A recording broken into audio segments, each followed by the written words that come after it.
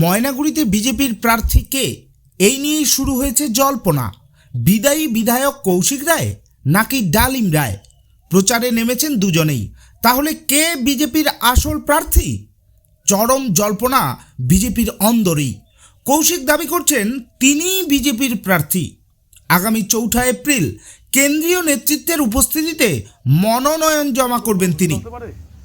ঘোষণা তো একবার হয়ে গেছে, তাহলে মাঝখানে যে একটা লিস্ট বেরোলো, সেটা সব বুঝে যাবেন কি হয়েছে। এই অযাচিত আগামী 4 তারিখ কেন্দ্রীয় নেতৃত্বের উপস্থিতি থাকবে। অন্যদিকে ডালিম রায় জানিয়েছেন দল তাকে প্রার্থী করেছেন, ফলে তিনি প্রচার চালাচ্ছেন। জেলা নেতৃত্ব অবশ্য পাশে রয়েছেন ডালিমের। জেলা সভাপতি শ্যামল রায় বলেন, আমাদের দলের প্রার্থী ডালিম রায়, তাকে দল সিম্বল দিয়েছে।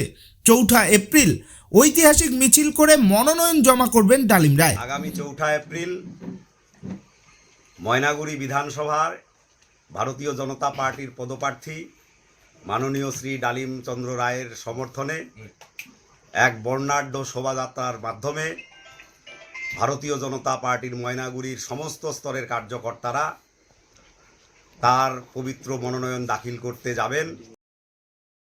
তবে যে কৌশিক রায় দাবি করছেন তিনি বিজেপির প্রার্থী, ইতিমধ্যেই ডালিম রায় যেমন বিভিন্ন এলাকায় প্রচার চালাচ্ছেন, ঠিক একইভাবে কলকাতা থেকে বাড়ি ফিরেই প্রচারে নেমেছেন কৌশিক রায়ও।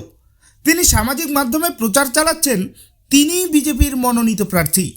আর যে নিয়ে বিজেপির কর্মীদের মধ্যেও এক প্রকার ধোঁয়াশা তৈরি হয়েছে। তবে এখন দেখার বিষয় আগামী 4 এপ্রিল কেন্দ্রীয় নেতৃত্ব কাকে সঙ্গে নিয়ে মনোনয়ন জমা করেন, সেদিকেই তাকিয়ে সাধারণ কর্মী সমর্থকেরা। Bureau report,